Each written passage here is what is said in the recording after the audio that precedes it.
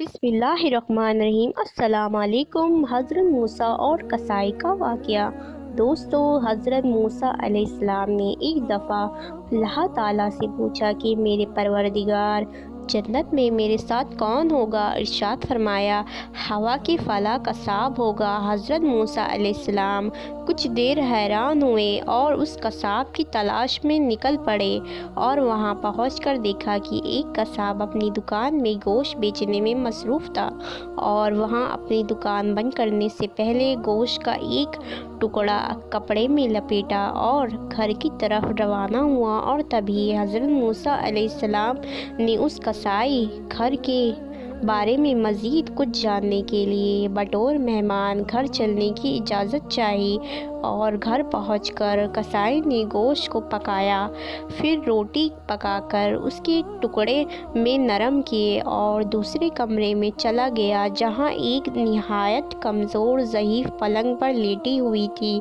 और कसाई ने बामुश्किल उसे सहारा देकर उठाया और एक लुक़मा उसके मुंह में देता रहा। और जब उस ज़ईफ़ ने खाना ख़त्म किया तो कसाब ने उस ज़ईफ़ का मुंह साफ़ किया तो ज़ईफ़ ने कसाब के कानों में कुछ कहा, जिसे सुनने के बाद कसाब मुस्कुराने लगा और वापस ज़ईफ़ को लिटाकर बाहर निकल आया।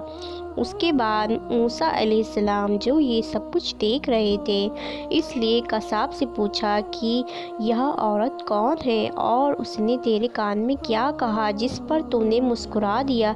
कि साहब, जो यह नहीं जानता था कि मूसा अलैहिस्सलाम कौन है, इसलिए उसने कहा, यह अजनबी, यह औरत मेरी माँ है और मैं घर आने पर सबसे पहले उनका काम करता हूँ और मेरा माँ मुझसे खुश होकर रोज़ ही दुआ देती है, अल्लाह ताला जन्नत में मूसा अलैहिस्सलाम के साथ रखे, जिस पर मैं मुस्कुरा देता हूँ क्योंकि मैं कहाँ, हज़रत मूसा अलैहिस्सलाम कहाँ। अल्लाह ताला हम सबको अपने माँ बाप की खिदमत करने की तौफीक दे। आमीन।